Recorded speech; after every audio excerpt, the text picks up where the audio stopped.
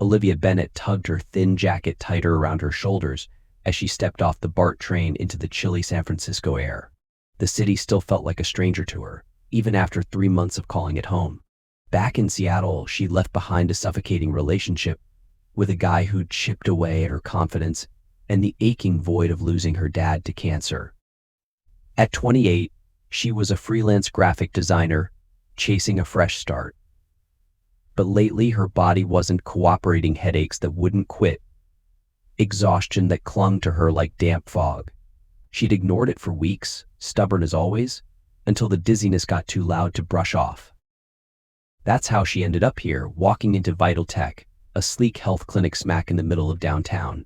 The place screamed money and innovation: glass walls, steel accents, touchscreen panels glowing softly in the lobby.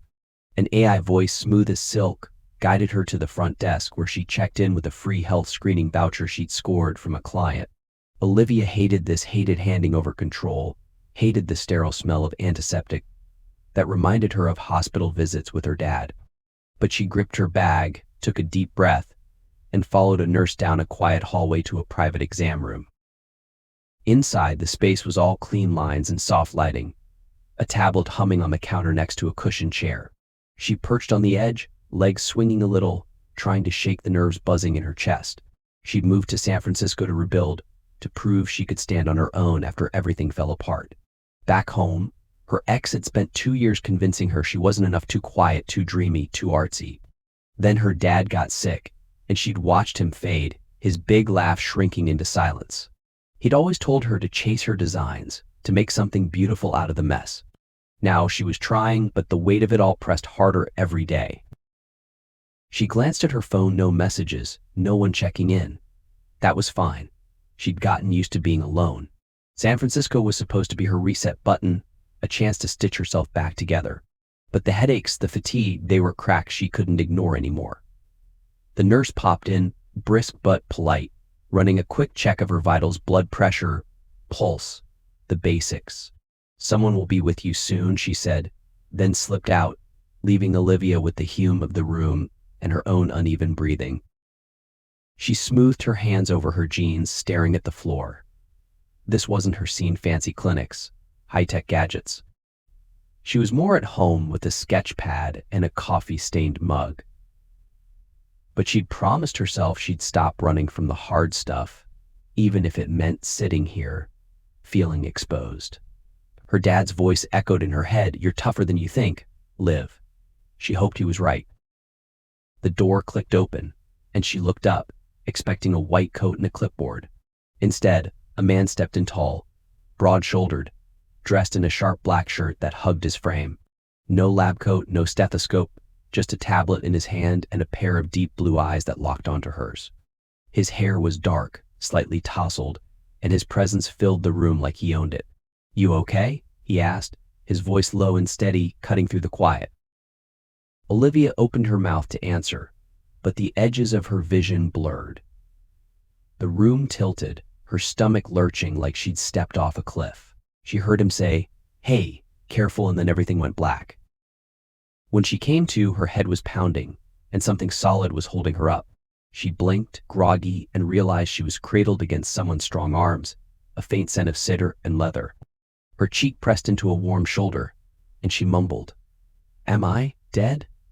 A soft laugh rumbled above her. "Not yet, you just took a little dive."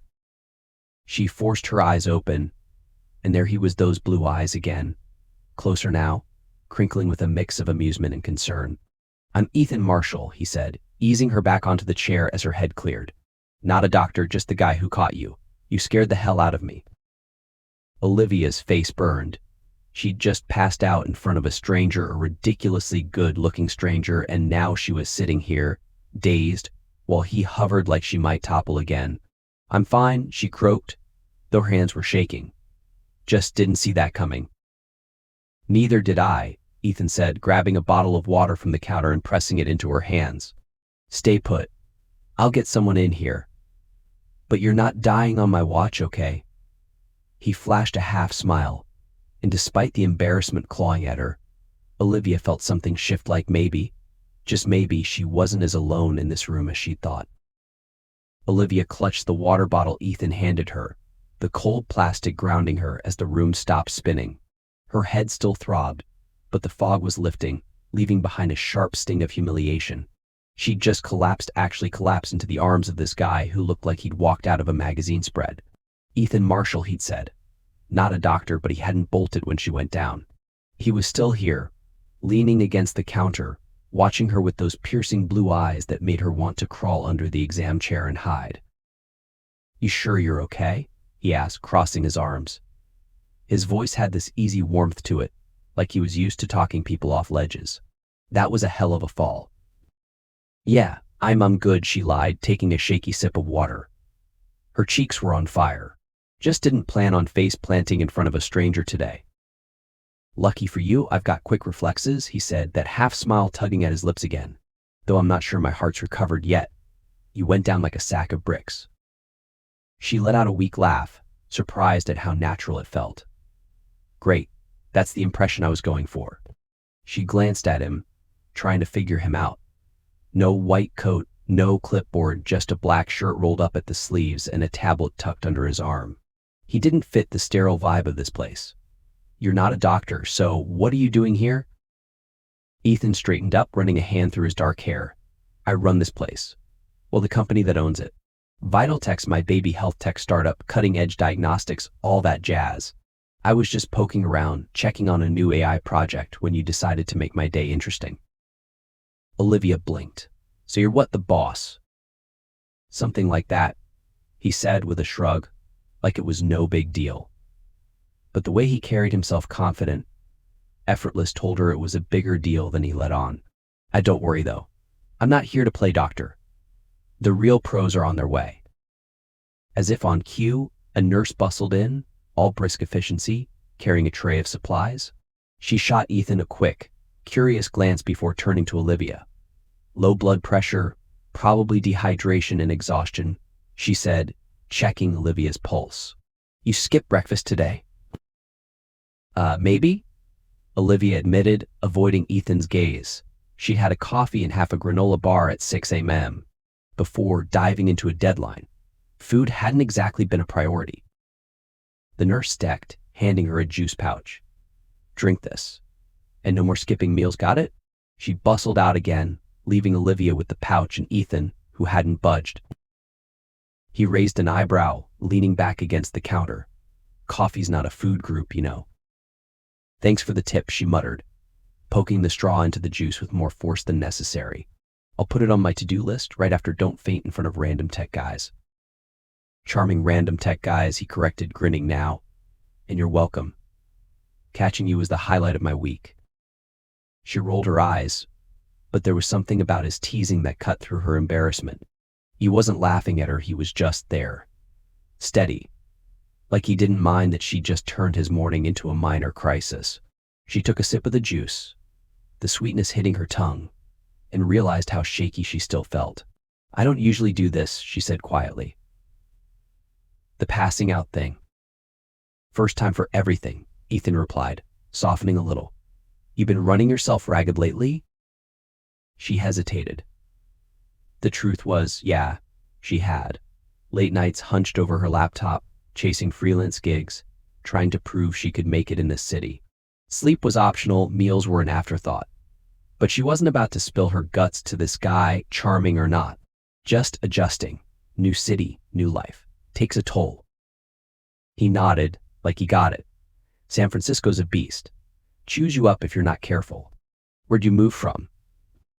"Seattle," she said, keeping it short. No need to mention the ex who'd trashed her self-esteem or the dad she buried 6 months ago. That was a Pandora's box she wasn't cracking open here. "Rain to fog," he said. "Solid trade. What do you do?" "Graphic design. Freelance. Mostly branding stuff, logos, websites, that kind of thing." His eyes lit up.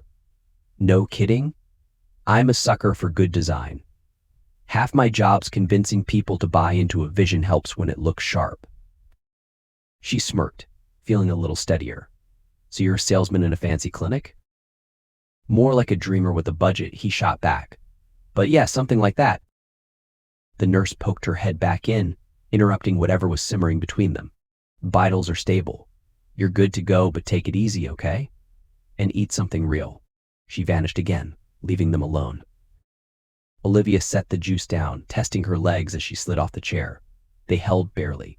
Ethan stepped closer, hands hovering like he was ready to catch her again. You sure you're good to walk out of here? I've got it, she said, though her knees wobbled a little.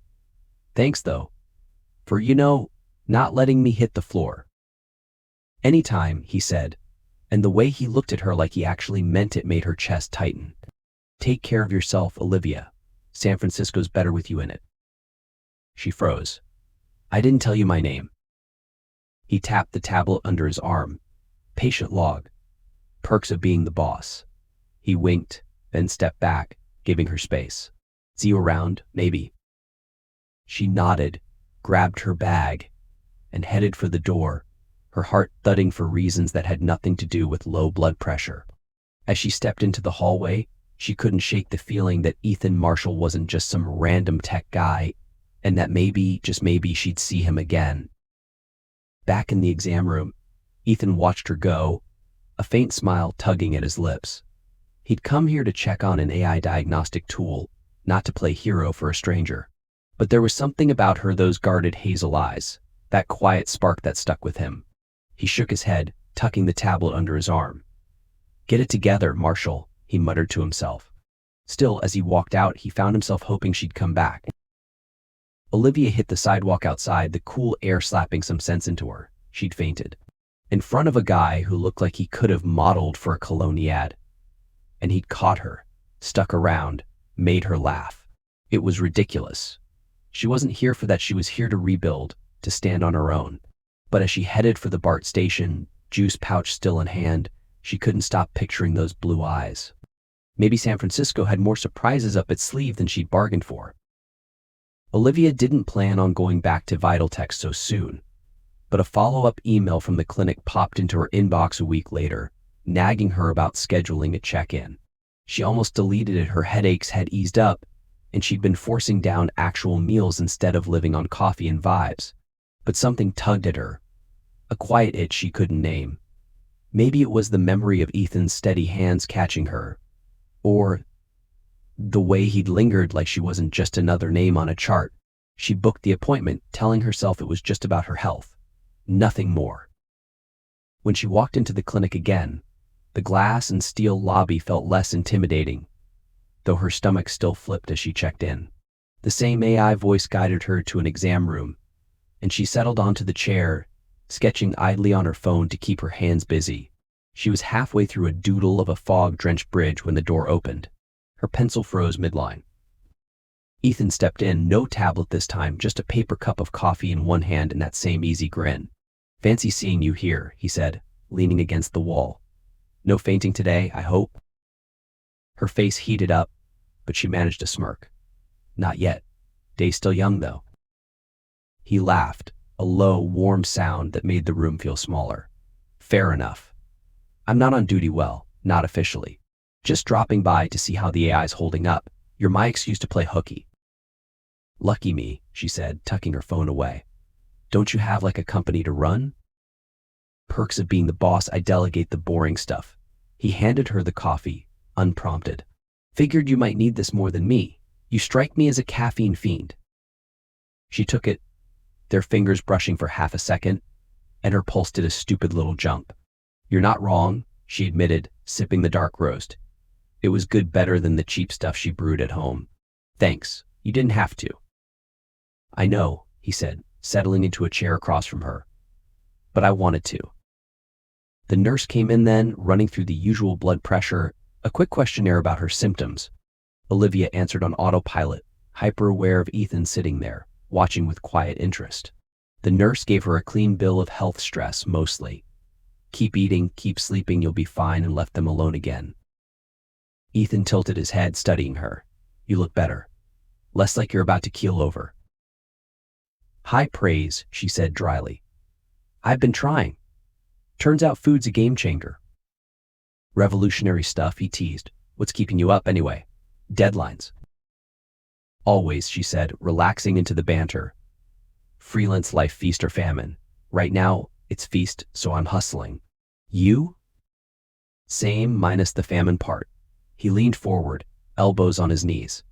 Vital Tech's rolling out a new diagnostic tool. Keeps me up tweaking code, chasing bugs. Fun times. She raised an eyebrow. You code? Thought you were the big picture guy. I dabble, he said with a shrug. Started this thing from scratch, me and a laptop in a garage. Can't let the nerd in me die completely. She grinned, picturing him hunched over a screen, sleeves rolled up. That's kind of badass. Kind of, he shot back, mock offended. I'll take it. They kept talking about her latest gig designing a logo for a startup, his obsession with clean UA, the way San Francisco's fog made everything feel like a dream. It was easy, too easy, and when she left that day, she caught herself smiling on the train home. She didn't tell anyone about him, not her old friends from Seattle, not the barista she chatted with every morning. It felt fragile, like naming it might break it. The next week, she went back for a blood test the nurse had recommended, and there he was again, lingering by the reception desk with a coffee in hand.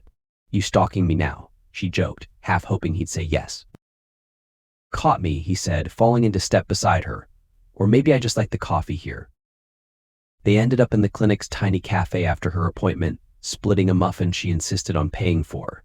He asked about her art, why she loved it, what it meant to her. She told him about her dad hesitantly at first, how he'd been her biggest cheerleader, pushing her to draw even when she doubted herself.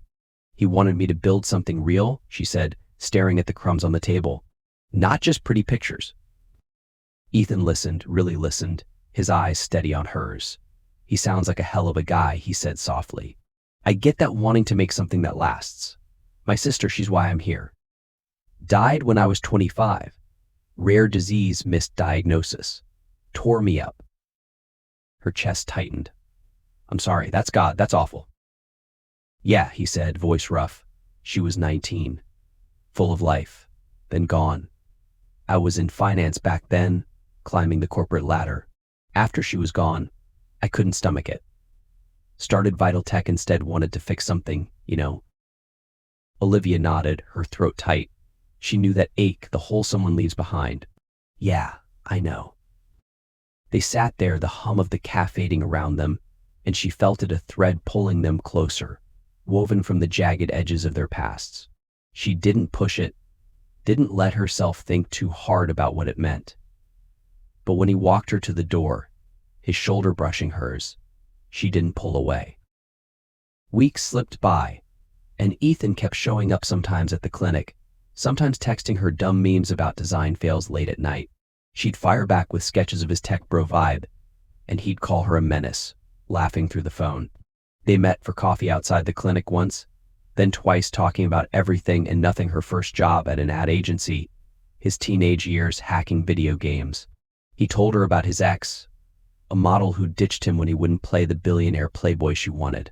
She let slip about her ex, the guy who'd spent years tearing her down until she couldn't recognize herself. I thought I wasn't enough, she admitted one night, huddled over a lat in a dim corner booth. Still feel that way sometimes. Ethan's jaw tightened. He was wrong. Anyone who makes you feel small, they're the ones who don't measure up. She looked at him, his face half lit by the cafe's glow, and something cracked open inside her. Not wide, not all at once, but enough to let a sliver of warmth in. She wanted to believe him. Maybe she was starting to. But old habits die hard. Every time she caught herself waiting for his texts, her stomach twisted. She'd trusted before, given her heart to someone who'd crushed it without blinking. Ethan wasn't him, she knew that, but the fear lingered sharp and cold. And Ethan, he felt it too. He'd built walls after his sister, after his ex, keeping people at arm's length. He liked Olivia, really liked her, but letting her in meant risking the kind of hurt he'd sworn off years ago. Still, they kept finding each other. A quick coffee turned into a walk along the Embarcadero, watching the bay glitter under the sun. She'd catch him staring when he thought she wasn't looking, and he'd catch her smiling when she didn't mean to.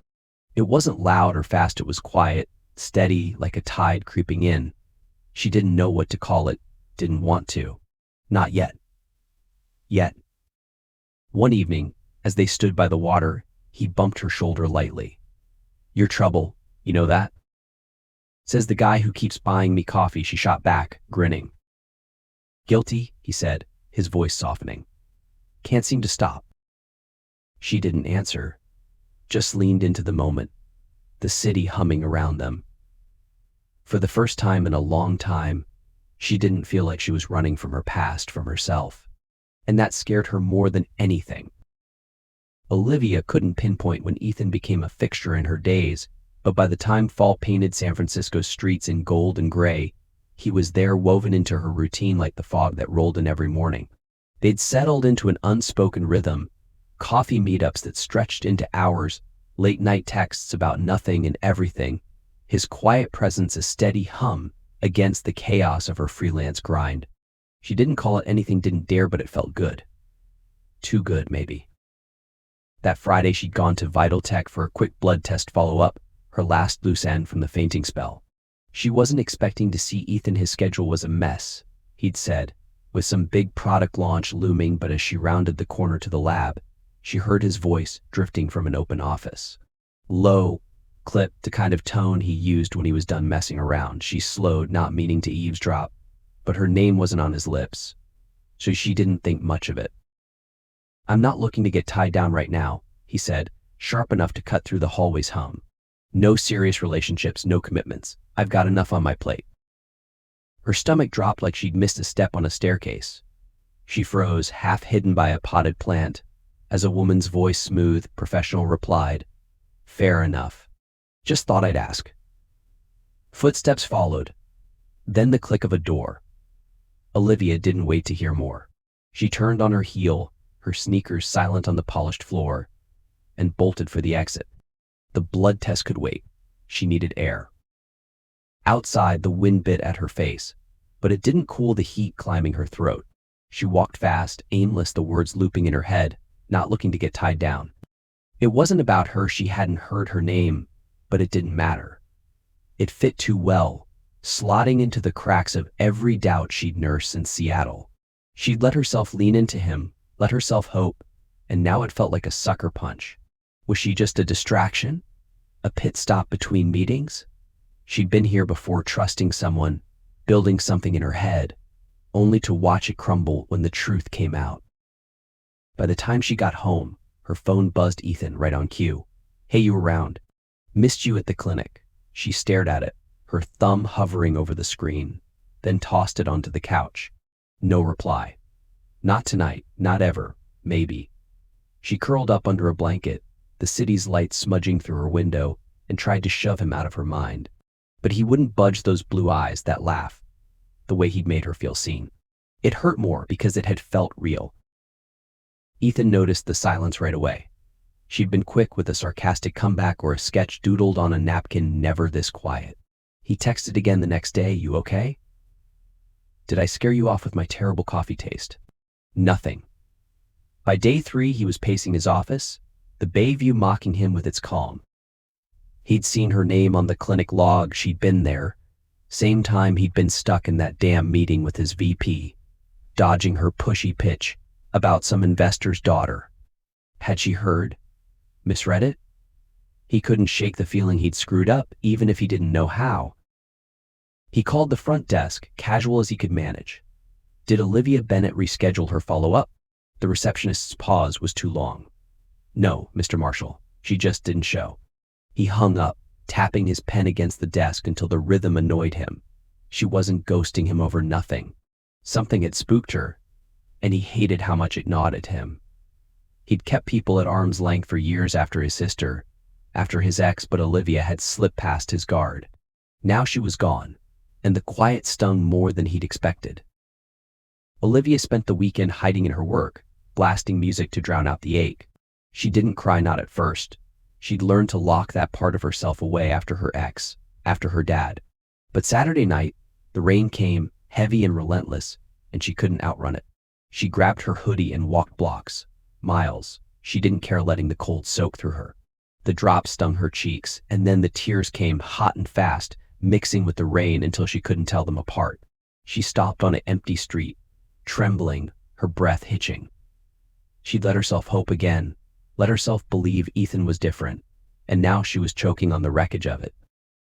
She'd been so sure with her ex 2 years of promises, late-night talks, plans whispered in the dark, until she'd found the text, the lies, the other woman he'd sworn didn't exist. She'd walked away, rebuilt herself piece by piece, but it had left scars. Her dad's death had carved out the rest, leaving her hollow. Ethan had felt like a lifeline, a chance to feel whole again, but maybe she'd misread it all. Maybe he'd just been kind, and she'd painted it into something more. The thought crushed her, and she stood there, soaked and shivering, mourning something she'd never even claimed. Ethan didn't let it go. He couldn't. He'd spent Sunday replaying every conversation, every look, trying to pin down where it went wrong. By Monday, he was done waiting. He left Vital Tech early, drove across town to the address he'd pulled from her file, unethical. Maybe, but he didn't care. He needed to see her. Her studio was in a converted warehouse, all brick and grit, and he stood outside, hands shoved in his pockets, feeling out of place. He buzzed the intercom, but no answer. He waited, the rain drumming on his coat, until a neighbor let him slip inside. He found her door 3 billion, paint peeling, and knocked. Nothing. He knocked again, louder. "Olivia, it's Ethan. I know you're in there. Just let me explain, okay?" Silence stretched, heavy, then the lock clicked. She opened the door, her eyes red-rimmed, her hair a mess under a hoodie. She looked exhausted, guarded, and it hit him like a fist. "What do you want?" she asked, her voice flat. "To talk," he said, stepping closer. "You've been dodging me, and I don't know why." She crossed her arms, leaning against the frame. "I heard you. At the clinic. No serious relationships. Sounded pretty clear to me." His jaw tightened. "You heard half a conversation. That wasn't about you." She laughed, bitter and small. "Sure it wasn't. Look, I get it. You don't owe me anything. Let's just call it what it is and move on." "It's not what you think," he said, his voice low, urgent. "Can I come in? 5 minutes. If you still want me gone after, I'll go." She stared at him, her walls up, then stepped aside. He walked in the space cluttered with sketches and coffee mugs, a glimpse of her world he hadn't seen before. He turned to her, hands out like he was laying his cards on the table. "My VP was pushing me to meet some investor's daughter dinner, dating, the whole setup. I shut it down. That's what you heard. It's not about us." "Us?" she echoed, her voice sharp. "There's no us, Ethan. We're just what is whatever this is." "Maybe," he said, meeting her eyes, "but it's something, and I'm not walking away because you got scared." She flinched, hugging herself tighter. "I'm not scared. I'm done being the idiot who believes in things that aren't real." He stepped closer, his voice softening. "This is real. You don't have to believe me yet. Just don't shut me out." She didn't answer, her gaze dropping to the floor. The rain tapped the windows, filling the silence, and for the first time, Ethan wasn't sure he could fix this. But he wasn't ready to give up, not on her, not on whatever this was pulling them together. Olivia stood there, arms wrapped around herself, the rain's steady drum against the window, the only sound breaking the tension. Ethan's words hung between them, "This is real," and she wanted to believe him, wanted it so bad it ached.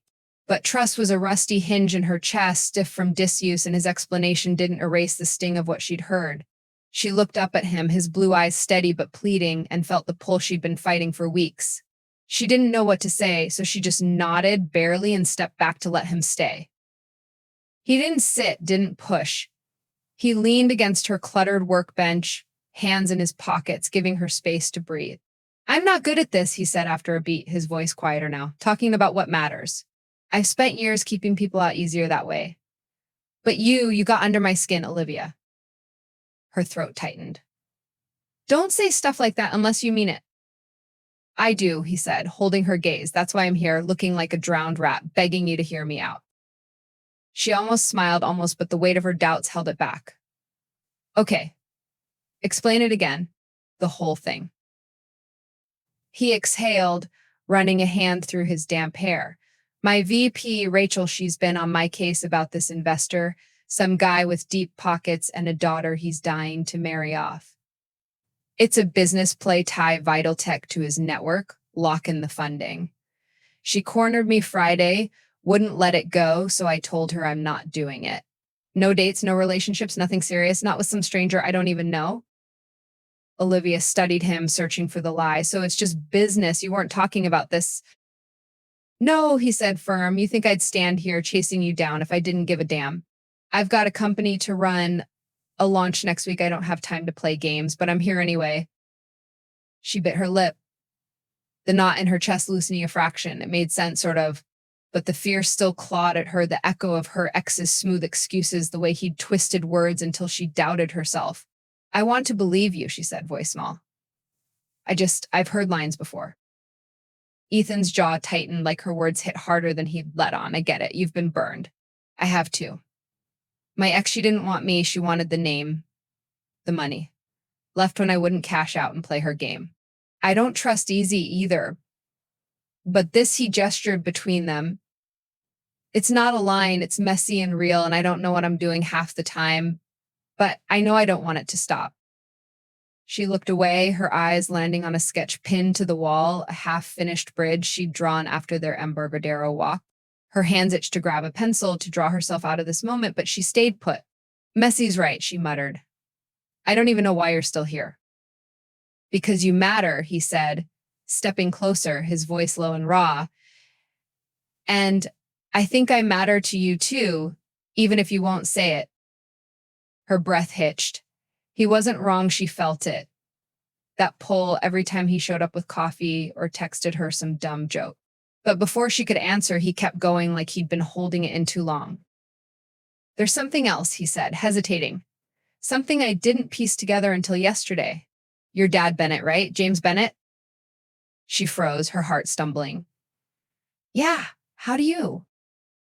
I knew him, Ethan said, his eyes searching hers. Not personally, but 2 years ago, I funded a community art space in Seattle. Small thing off the books, just a passion project after my sister died. Wanted to give people a place to heal through art like she used to. Your dad was part of it. He ran workshops, taught sketching to kids. I saw his name on the donor list when I pulled the old files last night. Olivia's knees went weak. She gripped the edge of the workbench, her mind reeling. Wait, you're saying the Canvas Collective, that was you? He nodded, slow, like he was still processing it himself.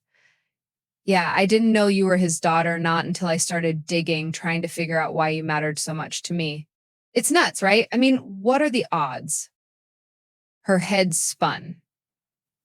The Canvas Collective, her dad's pride and joy, the place he'd poured his heart into before the cancer took him. She'd spent weekends there with him, watching him light up as he handed out pencils to scrappy kids with big dreams. He'd told her someone had saved it, some anonymous donor who'd swooped in when the city threatened to shut it down. And now Ethan was standing here telling her it was him. That was his place, she whispered, her voice cracking. He loved it. Said it kept him going those last months. Ethan's face softened, a flicker of something raw in his eyes. I didn't know him, but I saw the photos him with those kids, grinning like he'd won the lottery. When I saw Bennett on the list, it clicked. You've got his spark, that quiet fire. Tears pricked her eyes, hot and sudden. She blinked them back, but one slipped free, tracing a line down her cheek. Why didn't you say anything before? Didn't know, he said simply, not until I started asking myself why I couldn't let you go. Then I found the connection. Feels like, I don't know, fate or something. She laughed, a shaky, disbelieving sound. Fate? That's a stretch, even for you. Maybe, he said, a faint smile tugging at his lips. But it's true. I funded that place for my sister. She loved art, same as your dad. And now here you are, crashing into my life. Tell me that's not wild.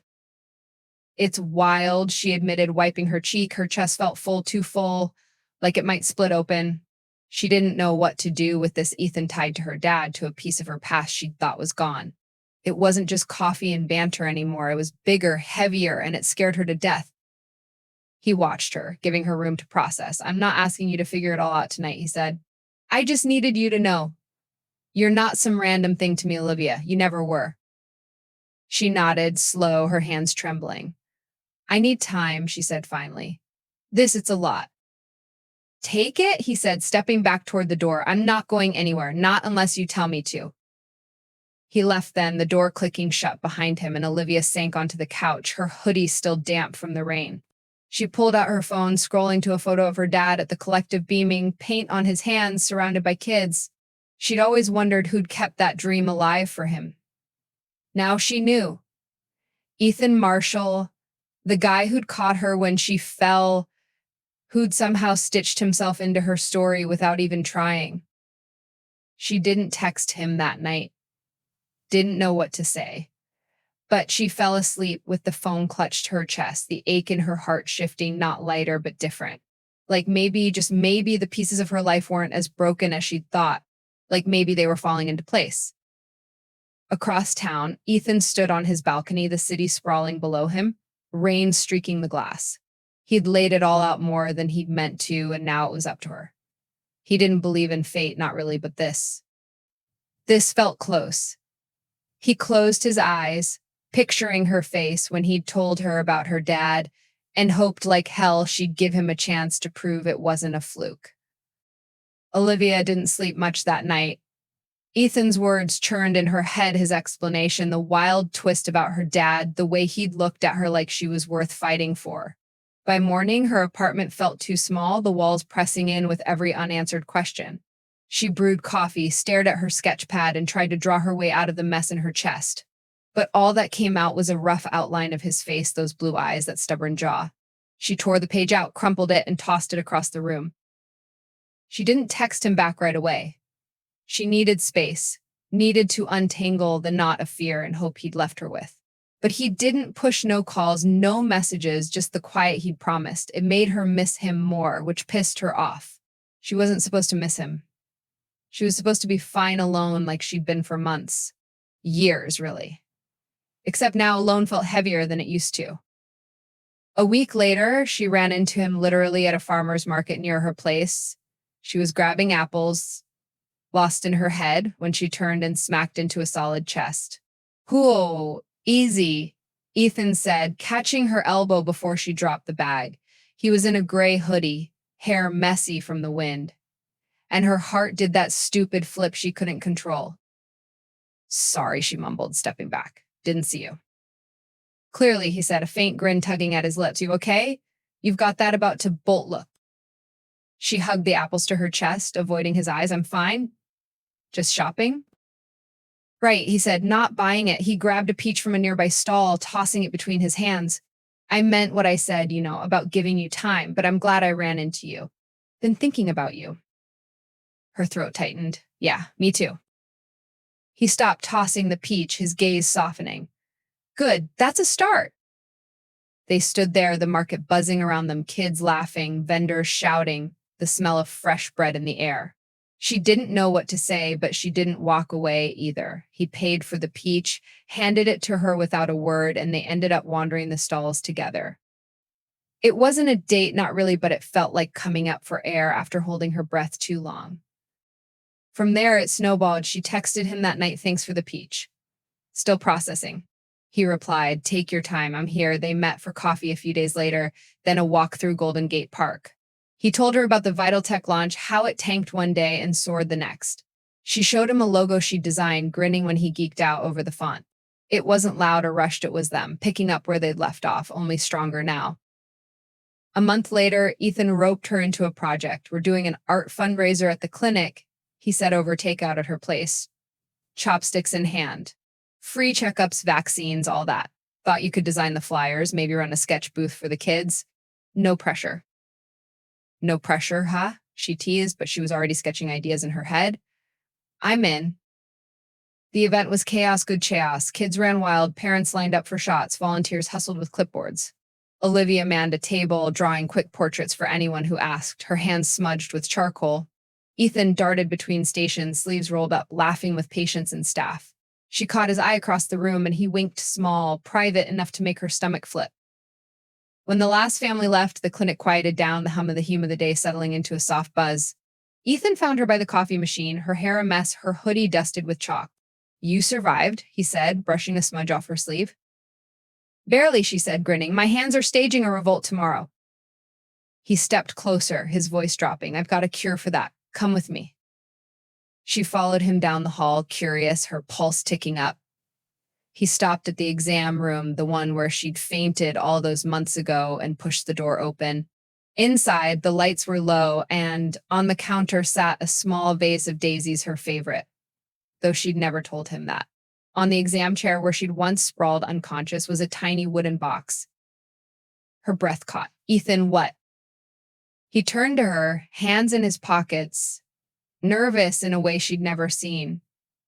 First time I saw you was right here, he said, his voice rough. You went down and I caught you. Didn't know your name, didn't know a damn thing about you, but I knew I didn't want you to slip away. Not then, not ever. He picked up the box, opened it. Inside was a ring, simple, gold with a faint etching of a bridge, like the one she'd sketched after their walk. I'm not asking for perfect, he said, stepping closer. I'm asking for real. For you. Olivia, will you marry me? Her eyes burned, tears spilling over before she could stop them. She laughed through them, a shaky, giddy sound, and nodded. Yes, God, yes. He slid the ring onto her finger, his hands trembling just a little, and then she was in his arms, her face buried in his chest. They didn't kiss, not yet. They just stood there, breathing each other in, the daisies glowing softly in the corner. She felt the weight of the ring, the warmth of him, and for the first time in years, she didn't feel like she was running. She was here, really here, and so was he. They stayed like that until her legs ached, then sank onto the exam chair together, her head on his shoulder. How'd you know about the daisies? She asked, tracing the ring with her thumb. Your dad, he said, his voice soft. Saw a photo from the collective, him holding a bunch of them, grinning. Figured you got it from him. She smiled, her chest tight with something sweet and heavy. You're sneaky. Only for you, he said, pressing a kiss to her temple. They talked about the day, the fundraiser, the ring he'd had made from her sketch. He told her how he'd tracked down the collective photos after their fight, piecing together the bridge design with a jeweler friend. She told him how she'd drawn his face that night, how she'd hated herself for missing him. It was messy and raw, and it was theirs. Later, as they locked up the clinic, the night air crisp against their skin, she zipped her hoodie and glanced at him. You're stuck with me now, Marshall? No take-backs? Good, he said, lacing his fingers through hers. Wouldn't dream of it. They walked to his car, the city lights smudging into the dark, and she felt it, the shift. Not just a ring, not just a promise, but a tether. To him, to this life they were building, piece by piece. She'd come to San Francisco to start over, to stand alone, but now she was choosing something else. Something bigger. And as he squeezed her hand, she knew he was choosing it too. That night, she didn't sleep alone. She curled up next to him on her couch, the TV flickering with some dumb movie neither of them watched. His arm draped over her, heavy and warm, and she traced the bridge on her ring until her eyes drifted shut. It wasn't perfect, it was better. It was real. The wedding didn't happen in San Francisco. Olivia wanted it somewhere that meant something, somewhere that wasn't just a backdrop for their story, but a piece of it. So they drove up to Seattle, to the Canvas Collective, the little art space her dad had loved, the one Ethan had saved without knowing it, bring them here. It was a crisp spring day, the air sharp with the promise of new things, and the collective's brick courtyard bloomed with wildflowers she'd planted herself over late-night weekends. It wasn't big, just family, a handful of friends, and a few volunteers who'd become like kin. Olivia's mom flew in from Portland, her eyes misty as she hugged her daughter tight. Ethan's parents were there too, quieter than she'd expected, but warm in their own way. A couple of kids from the collective's workshops ran around, giggling, their hands still smudged with paint from a mural they'd finished that morning. The space felt alive, buzzing with laughter and the faint strum of a guitar someone had brought. Olivia wore a simple dress, ivory, soft, with daisies tucked into her hair. Ethan was in a dark jacket, no tie, his sleeves rolled up like always. They stood under a wooden arch she'd sketched and he'd built, its edges twined with ivy and more daisies. Her best friend from Seattle, Mia, stood beside her, grinning like she'd won a bet. Ethan's cousin, a lanky teenager named Sam, handed over the rings with a nervous fumble that made everyone laugh. When it was time for vows, Olivia took his hands, her fingers steady despite the flutter in her chest. I came to San Francisco running from everything, she said, her voice catching just a little. Thought I'd build a life alone. Thought that's what I needed. Then you caught me literally and showed me I didn't have to. You're my safe place, Ethan, my home. His eyes shone, bright and unguarded, and he squeezed her hands. I spent years fixing things, systems, tech, anything I could control, he said, his voice low but clear. Then you walked in, and I realized some things don't need fixing, they just need to be held on to. You're my chaos, Olivia, and I wouldn't trade it for anything. They slipped the rings on hers with the bridge, his a plain gold band she'd etched with a tiny wave from their Embarcadero walks. The kiss was soft, sure, tasting of coffee and promises, and the courtyard erupted in cheers. Mia whooped loudest, and Sam accidentally dropped the ring box, scrambling to grab it as everyone laughed. After they ate under string lights tacos from a truck cake Mia had baked, too much wine, Olivia leaned into Ethan, her bare feet tucked under her, watching the kids chase each other across the bricks. We did it, she said, her voice soft against the noise. Yeah, he said, his arm around her shoulders, we did. They danced later, barefoot on the grass, to a song she didn't know but loved anyway. Her mom pulled her aside at one point, cupping her face. Your dad would have adored him, she whispered, and Olivia nodded, tears prickling because she knew it was true. Months later, they turned the collective into more than a memory. With Ethan's funding and Olivia's vision, it became a full-on community hub, art classes, health checkups, a place for people to land when life got rough. They'd drive up from San Francisco every few weeks, her sketching with the kids, him tinkering with new vital tech gadgets for the space. It wasn't just theirs anymore, it was bigger, a living thing they'd grown together. One evening, back in San Francisco, they stood on their balcony overlooking the bay. She'd kept her apartment, too many sketches pinned to the walls to let it go, but it was theirs now, cluttered with his books and her charcoal.